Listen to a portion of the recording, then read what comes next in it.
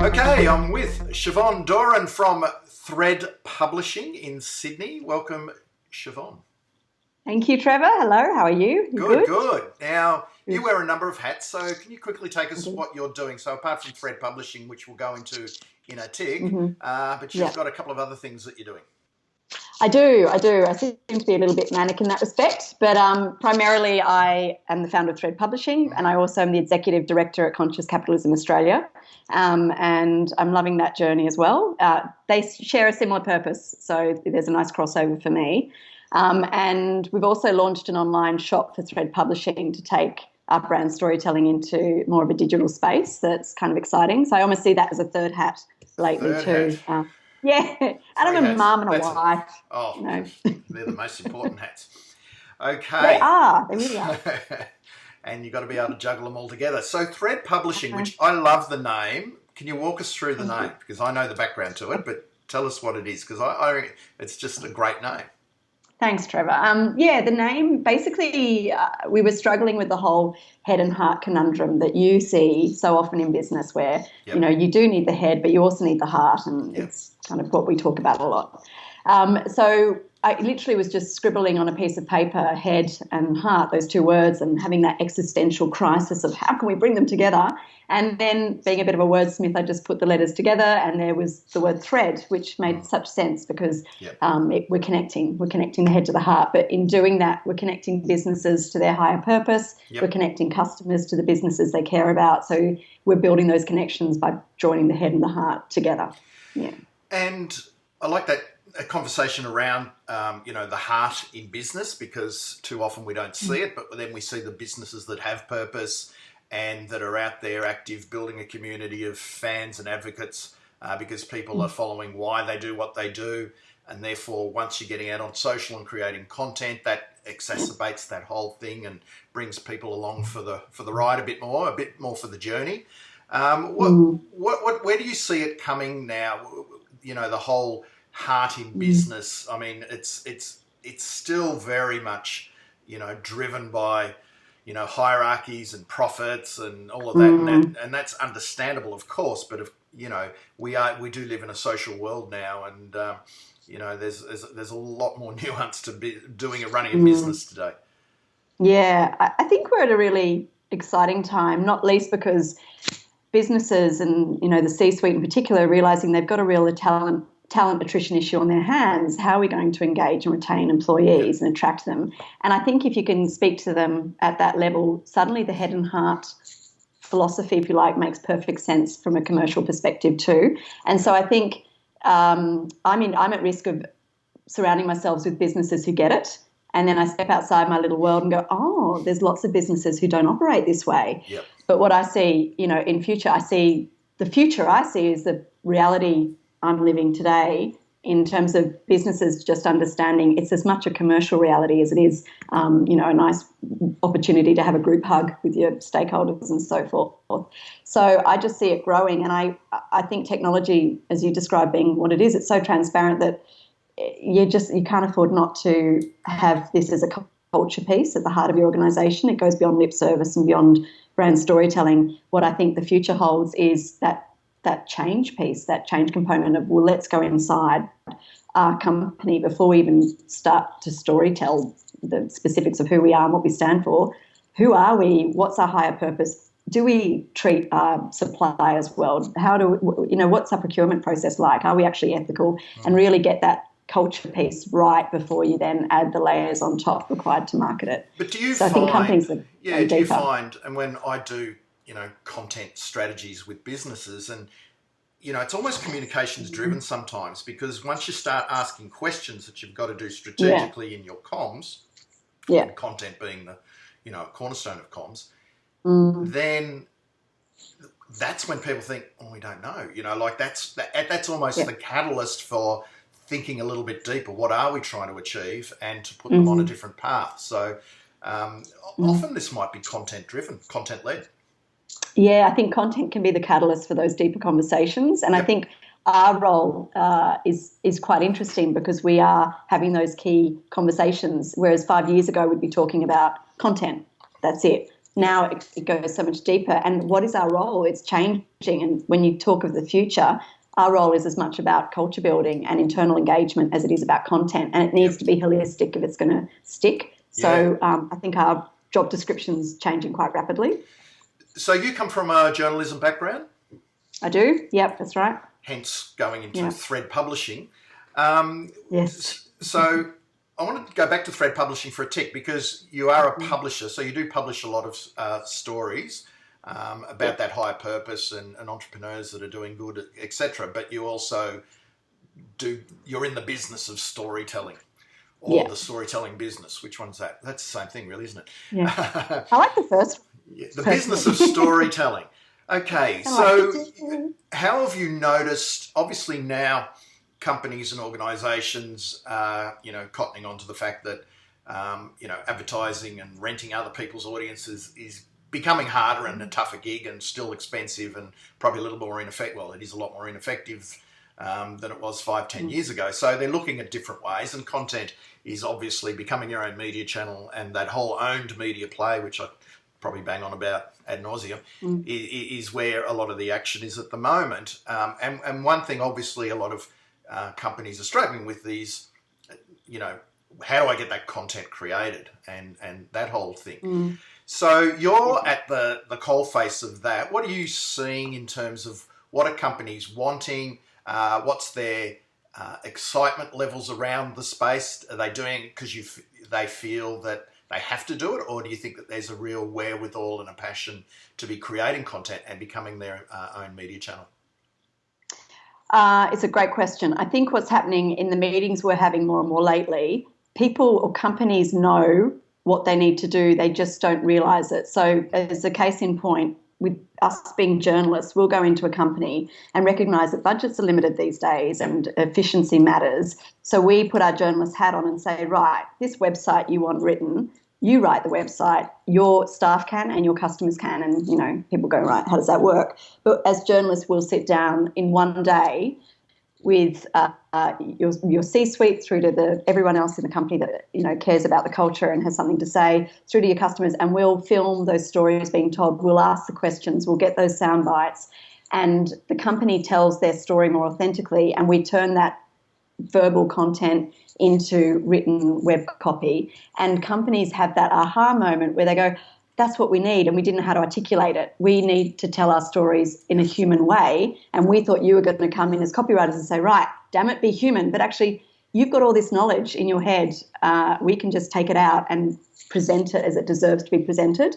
Yeah. And so I think it's actually a commercial piece as much as a storytelling piece, that the efficiency behind recording sound bites from the people who know best and putting a mirror up to it and putting it down on a page or a screen and turning that into web copy or marketing material, it's so efficient. Like, we're not actually doing the work. We're the mouthpiece and we are the wordsmiths, but they're giving us the content, and they all kind of respect that process for lots of reasons, and that's where we're headed more and more. So do you kind of conversations to content. Do you call that space brand journalism? Is it? It's a tricky one. The word brand irks me a bit because I feel it's people journalism. It goes deeper, because if we were to interview these people and do what we do and do it from a brand perspective, we wouldn't be achieving anything really. But if we're going into their minds and hearts, we are. It's an interesting point, because there's, the way that content marketing is going now, there's sort of the two sides, isn't there? There's probably more the hardcore inbound marketing side, where the content is used to get people into the funnel and the sales leads and all of that sort of stuff. On the left side of the Venn diagram, and on the right side there was the more thought leadership, reputation building content, taking people behind the scenes of the business and the organisation and telling that through stories and through people and the experts internally, which is still promoting the business, but just doing it in such a different way. And it's disrespectful. And that's probably more from the PR and the comms side of the business, whereas the other one's probably more the marketers. And they do think differently. They've both got different roles within the organisation. So my next question is, do you deal with more is it through the C-suite you come in, or through the PR and comms, who are probably close to the C-suite, or the marketing people? Probably the marketing people. Yep. But you know what's interesting is more and more we're doing that inbound marketing from a storytelling perspective. So I'm proud to say Cochlear, for example, are fantastic to work with. And they realised they were sending out newsletters to people. And as you would know, they fall into different streams and categories and so forth, and they need to be targeted. But what we did was we turned these conversations to content piece inbound, and we said, let's interview your audiologists and your engineers and let them tell the story. And we created 30 newsletters that take the person on a journey that hit their inbox, and it's told by Sarah, the audiologist, and she talks about her family and her life and her passion and her career, and it's storytelling from an inbound perspective, and it was really successful, and that's exciting. So we're doing more of that kind of stuff. And so if we looked at the Venn diagram of content marketing and content marketing for PR and that middle ground, you've hit that sweet spot beautifully, which is where I sort of like focusing. I think, not that one side is better than the other. They both have different purposes, and obviously people are now buying from people who they know, like, and trust, and reputation, and that whole side of things. So usually the leads and the sales, to me, is an outcome or a product of what people think of the organisation, which is where the PR comes in, is building that reputation. That's a bit long-winded, isn't it? But it sounds like you've got that nice sweet spot, and again, it comes back down to the quality of the content and the stories, and normally I'd say that side is the PR side, but if you're a PR person or a comms person with a marketing perspective, then you're going to start looking at that middle ground, and people who read my stuff know that there's PR from a marketing perspective and PR from a corporate comms perspective, and the two have to mesh. So it's a really interesting space we're playing in.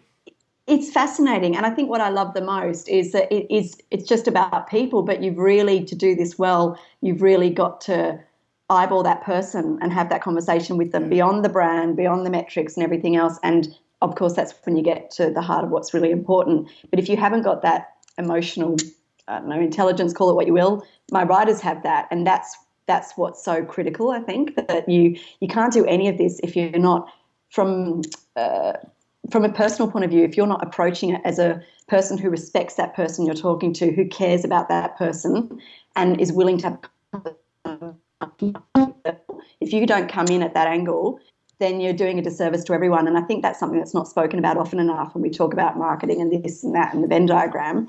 You've got to kind of, it's not being a therapist, but sometimes I've had quite a few people I've interviewed say, I feel like I've been on the therapist couch for an hour, and it's true, but the gold that's come out of that conversation is amazing. So I think that's important too. I guess, and that's when, writers really see that, and journalists and writers, obviously, and it's that being able to grab that story, and that it's probably the fluffy, I don't want to say fluffy because it's not fluffy, but there's a bit of woo-woo in it because it is hard, it is hard to define, but it's the X factor. That is the X factor that turns a ordinary bit of content and brings it to life, and so it resonates emotionally with people, and then that's when you got some traction. Rather than this, I'm not a fan of content being written by robots.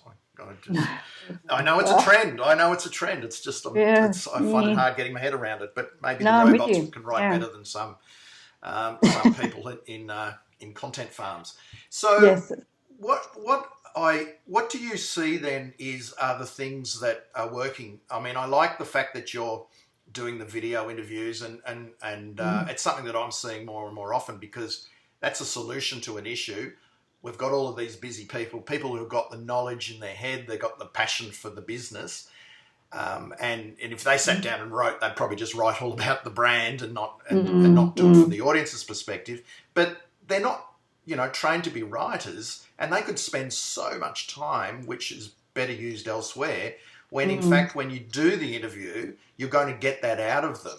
And so I think that's a great way, particularly if you've got experts, even if it's, we're a business, and the differentiation with our business and everyone else's is our people, and we've got all these experts and knowledge leaders. Let's get that information out of them.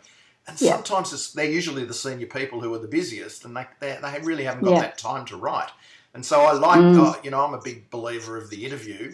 And if you do it video, do you use those videos and cut them up and use them as content?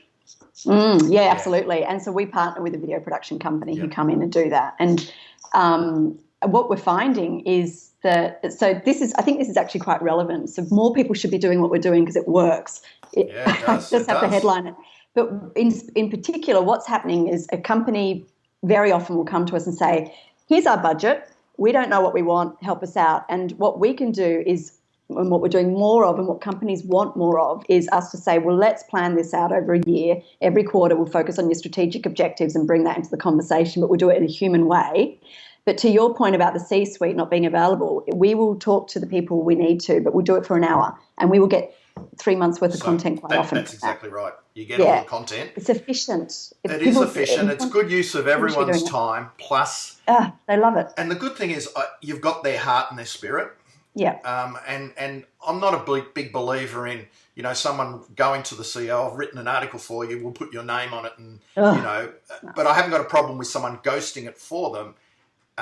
If it's been there, it's still there, inside their knowledge, their heart and their head. Oh, there we go. Thread. Heart and head. And so that's where I think it's quite interesting that that's a really good space for all of, and that's where journalism is so important. And yes, the media is in turmoil from that perspective, but this is where I think bona fide journalists bring so much to the table.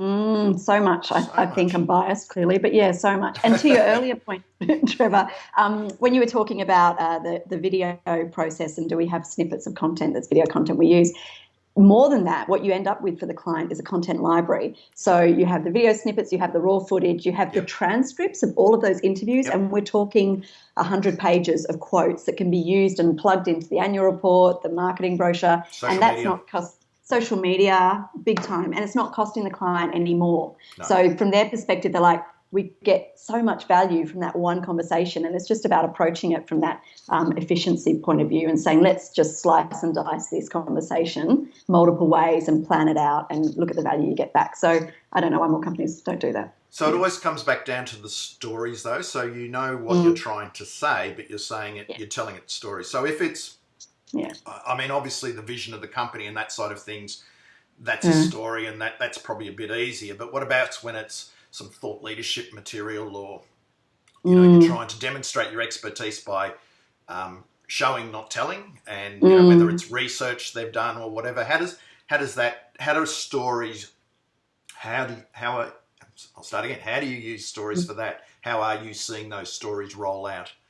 I think people are all inspiring and they've all got the stories within them. So they come to you thinking they're going to talk about a product, and as a journalist or whoever else, you come back to them, and in that interview you go obviously far beyond that, and you get the story, and they surprise themselves at the end and say, God, I didn't realise we were going to go down that path, but it's a much more elegant and respectful way of telling that story. And it's always about a human point of difference. Like, again, recently, the cochlear story we told.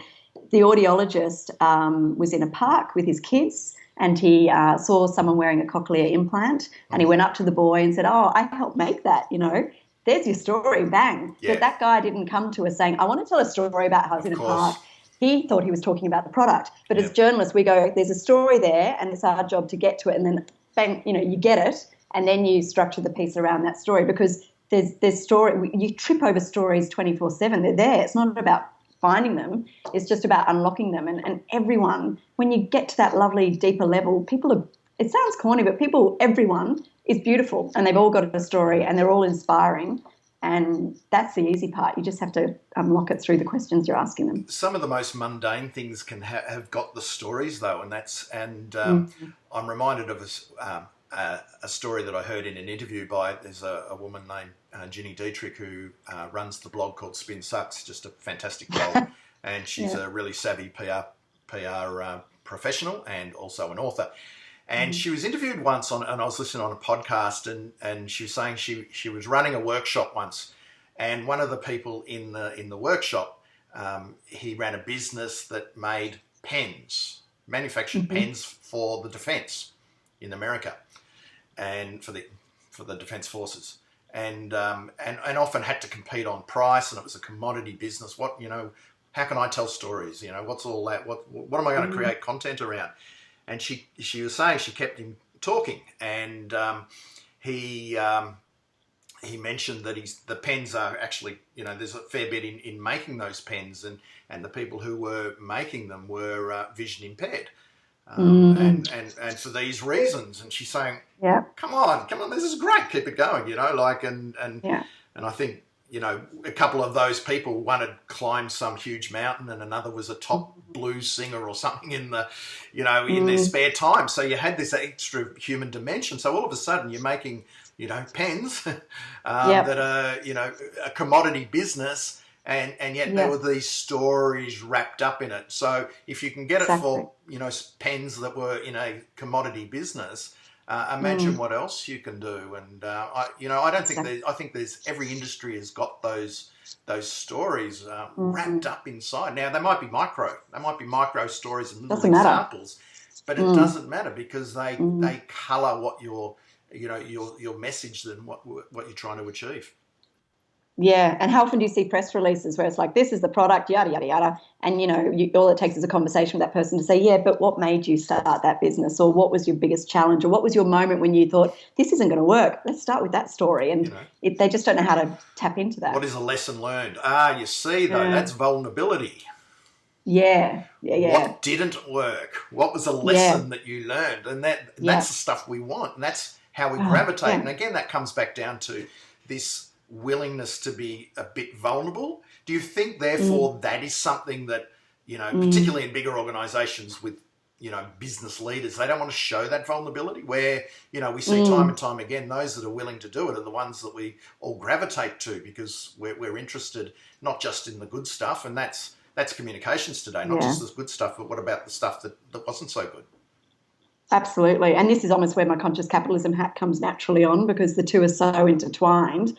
But it is about that kind of that conscious leadership and being vulnerable and being authentic as a leader and making mistakes and being transparent. And as a company, like you would know more than anyone, if you stuff up and the customer's attacking you on social media, own it, own that you've stuffed up. And it's just a whole new age we're in where vulnerability is it's not vital. Like, you don't have to have vulnerability, but you're not being true to yourself if you don't, because we're all vulnerable. So it's not let's insert vulnerability here.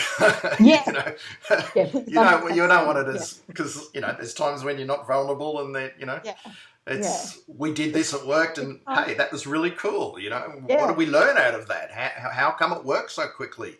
What are the lessons that we can learn? And again, that brings you back to your story. And I keep coming back to, the more you can bring your people in and the experts, and bring your people out from the shadows of the cubicle farm, and bring them along for the journey as well, and shine the spotlight on everyone else, your partners, independent third-party academics. If you're interview them, they don't have to work for your business. You can be interviewing other experts as well, because if your narrative is this, and anything that fits within that narrative is a good thing.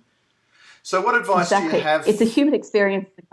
Correct. So what advice do you have for PR, comms, marketing people, or business owners wanting to go down more of this business storytelling path? What are some things they need to look out for, and how do you recommend they sort of approach it from a philosophical point of view, to start thinking about it anyway? Because the first thing they'll say is, we haven't got a story to tell, or we don't know what our story is. What are some of the techniques you use? It's an interesting one, because you could come at it from a branding perspective, where you go through what is your purpose and soul search on a very structured level, which would take time and is important.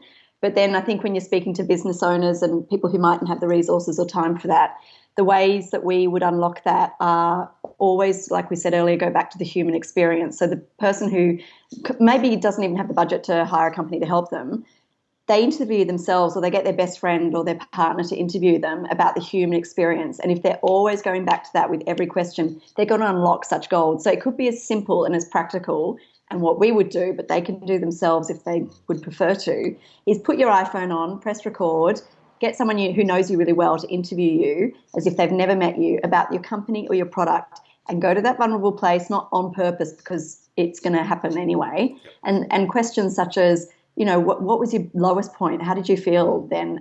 When did you have the idea for this business? Can you describe that moment? What was the weather like? And the devil's in the detail. Flesh it out. Take us there. Bring me on that journey. And really always go back to those kinds of questions. And if you record that and then send it to somewhere like revs.com and have a transcript made out of it, I promise you will look at that transcript and go, oh my God, yeah, this came from my mouth, and I never could have sat down and written it, and I never would have thought to have gone there unless that person hadn't been asking me those questions. And suddenly you've got your copy for your About Us page, or you've got your purpose statement for your headline, or whatever it looks like. So as a practical way to start unlocking that, I would do some simple exercise such as that. Yep. And then challenge yourself, like be accountable. At the moment we're putting on our Instagram just random tips. And I think one of them is, if you read your copy back to yourself and it sounded like you need to reframe that.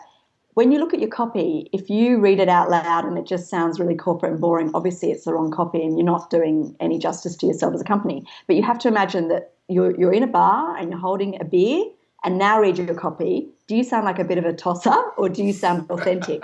And if you sound authentic, great, you're on track. But if you sound like a tosser, change your copy, be human, and just challenge yourself time and time again to bring that humanity back. And there's a bundle of tips which you can find at Instagram, Threadquarters, but there are a bundle of practical tips for people to use if they just want to unlock the human side that they don't think exists, and it's just bubbling beneath the surface, and it just takes a few simple techniques to unlock it. Instagram/Threadquarters. Yes. I like that, Threadquarters. Yeah. What am I doing? I'm doing like this. What is that? That's like a middle-aged mum. You're going to start going into a rap gangster. in a minute. I can. Yeah, that's right. You're My kids will be embarrassed right now. A conscious capitalist gangster writer. Yes. Yeah. We'll do the conscious. Well, some fantastic tips there, and I think there's some recurring themes. Just recapping, Siobhan, and thanks for your time. About that humanity and unlocking those stories within your organisations, and starting with your business story, obviously, but then all the other content that you do in terms of what's going on in your organisation, but also the experts and the thought leadership and the knowledge leadership. There's so many things, but I agree. I reckon that whole interviewing people, and it's something you can do yourself, or get people internally to do, or get people like yourselves to do at Thread Publishing. I think it's got a lot of merit. And again, if it means that we've got good stuff on the web, that's a good thing. If it means it's going to differentiate your brand from your competitors, that's and engage people, you can't go wrong. You can't go wrong. You can't, and it always will. It'll always differentiate you because it's coming from that place. So that's the thing. You might look and feel and where there's commodity businesses, but no one can replicate your people and your knowledge and your heart and your spirit, and that's what makes the difference. So it's a matter of now how do you get that out? And we've got so many content mediums to do that, and video and audio and photos and all sorts of things. So I think it's really exciting times. So thanks once again. How can people find you? What's the best place to go online and find you? Probably just threadpublishing.com. That will take you to the online shop or wherever you need to go from there. And I'm also at Conscious Capitalism, putting that separate hat on. But consciouscapitalism.org.au. You can find me there. But it'd be good. I don't know, just continue on doing what we're doing. I know you love it as much as I do. It's always nice to talk to someone who has that passion. So thank you. Excellent. Thank you very much, Siobhan.